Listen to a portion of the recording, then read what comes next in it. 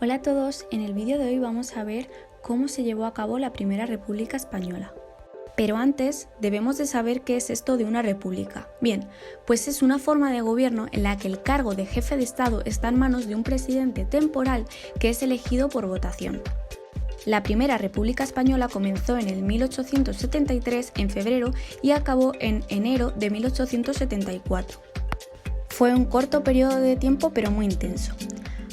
Para entender bien la República Española debemos de remontarnos a acontecimientos anteriores, al reinado de Amadeo de Saboya. Este reinado comenzó en el 1871 hasta el 1873, cuando Amadeo I abdicó.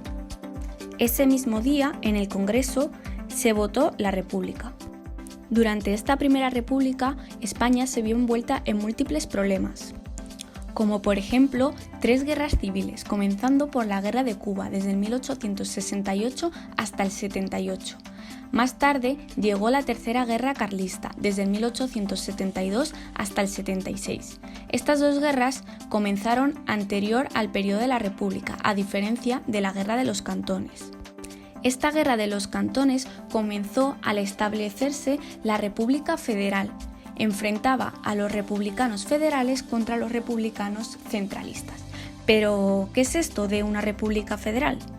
Bien, pues una república federal es un sistema de poder descentralizado en el que las diferentes autonomías tendrían aún más independencia que en la actualidad.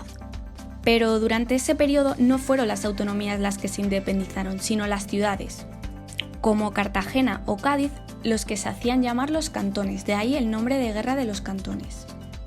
Hubo también otros problemas, como la grave crisis económica y huelgas obreras. Además, hubo esta diferencia entre republicanos federales y moderados. Y por último, importante destacar la oposición de los monárquicos para intentar restaurar la monarquía de Alfonso. Bien, pero ¿cuándo comienza esta Primera República Española? Pues fue el 10 de mayo de 1873 cuando se convocaron elecciones, ganadas por los republicanos. El Congreso votó por la República 258 votos a favor y 32 en contra. Es importante que sepamos que estos republicanos federales estaban divididos en diferentes grupos. Estaban los intransigentes, que eran los más radicales, luego los centralistas, liderado por Pi y Margall, y por último los moderados, con Castelar y Salmerón. Los centralistas querían la elaboración de una constitución federal y más tarde establecer estos estados federales. En cambio, la división del grupo de los moderados lo que querían era una república democrática. Estos eran los más numerosos. Entonces, ¿cuáles fueron las consecuencias de estas elecciones? Bien, pues en primer lugar, el triunfo de la república conservadora y centralista. En segundo lugar, la repartición del poder entre el gobierno central y las repúblicas federadas. Y por último, el programa de reformas económicas y sociales que no se llegó a implantar. Pero de estos 3 grupos fueron los intransigentes quienes convocaron juntas revolucionarias. ¿Para qué? Bien, pues en primer lugar, para abolir los impuestos y cárceles. También para llevar a cabo la nacionalización de los bienes eclesiásticos. Y por último, la expropiación a los grandes terratenientes. Todo esto ocurrió en la primera etapa de la Primera República Española, en la etapa parlamentaria.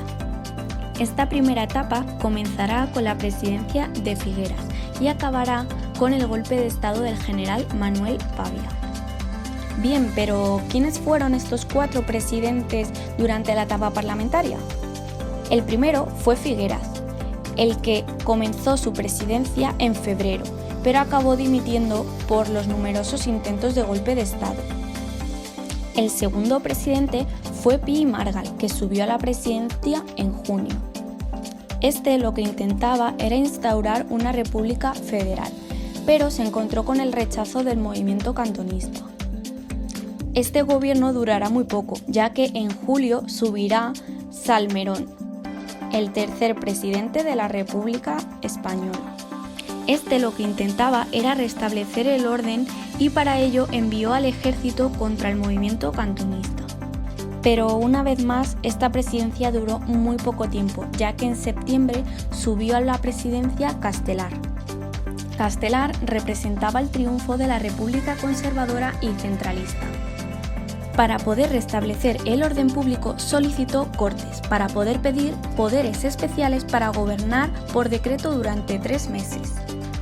Pero la posibilidad de que el poder cayese en los federalistas radicales fue el pretexto del golpe de estado del general Pavía, el capitán general de Madrid. Con este acontecimiento comienza el segundo periodo de la Primera República autoritaria. El general Pavía dio este golpe de estado e invadió el Congreso y devolvió la Asamblea. Pero no fue Pavía quien se quedó la presidencia, sino el general Francisco Serrano, quien volvió desde Francia, donde se había exiliado años antes.